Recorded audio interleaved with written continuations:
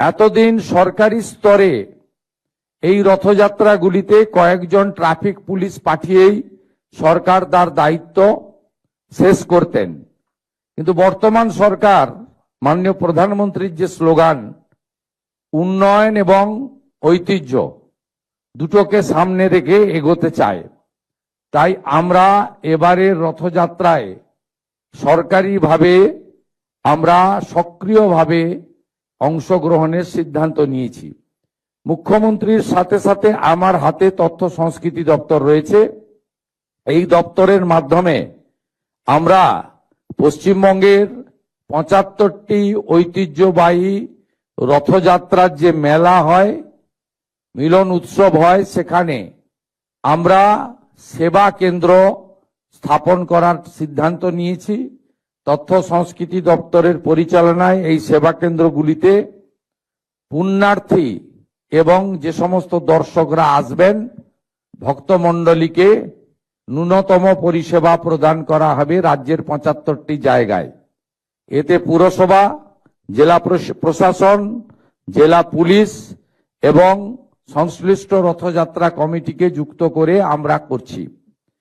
আমরা যে সমস্ত রথযাত্রাগুলি দশকের পর দশক ধরে হয়, প্রাথমিকভাবে এমন প্রায় ৬০টি রথযাত্রা কমিটিকে আমরা ৫ লক্ষ টাকা করে সরকারি সহায়তা আজকে প্রদান করব। এটি আমাদের অংশগ্রহণ। এক্ষেত্রে প্রথম বছর তালিকা তৈরিতে কোনো যদি ত্রুটি থেকে থাকে আপনারা ক্ষমা সুন্দর দৃষ্টিতে দেখবেন।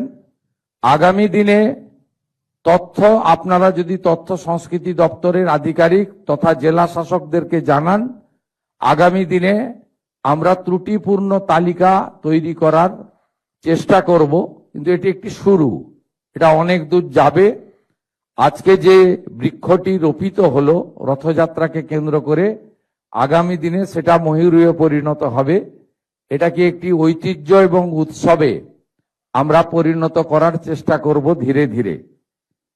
আপনাদের আমি যে সমস্ত ঐতিহ্যবাহী রথযাত্রা কমিটি আজকে সরকারের এই সামান্য যোগদানে কিছুটা উপকৃত হলেন, তাদেরকে আমি বলবো যে পুরনো ঐতিহ্যবাহী রথগুলো রক্ষণাবেক্ষণ সংস্কারের প্রয়োজন রয়েছে।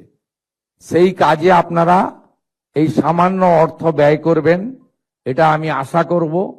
অনেক জায়গায় বিশেষ করে কাঠের নির্মিত রথগুলিতে সংরক্ষণের প্রয়োজন রয়েছে।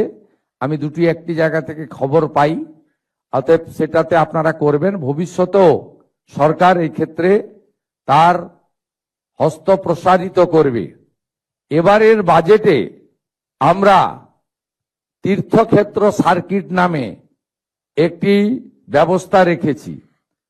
আমাদের ঐতিহ্যশালী মঠ মন্দির ইত্যাদি সংস্কার এবং মুর্শিদাবাদের কিরিটেশ্বরী সহ অনেকগুলি প্রাচীন মন্দির যার পুরনো ঐতিহ্য এবং ইতিহাস রয়েছে, তাদের পুনর্সংস্কার এবং হেরিটেজের আওতায় আনার ক্ষেত্রে আমরা উদ্যোগ গ্রহণ করেছি।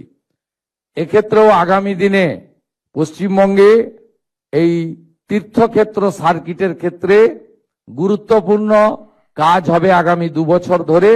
এর জন্য প্রাথমিকভাবে এই বর্ষে ১,০০০ কোটি টাকা আমরা ধর্মীয় স্থানগুলিকে রক্ষণাবেক্ষণ, সংরক্ষণ, উন্নতি করার জন্য ১,০০০ কোটি টাকা আমরা বরাদ্দ করেছি।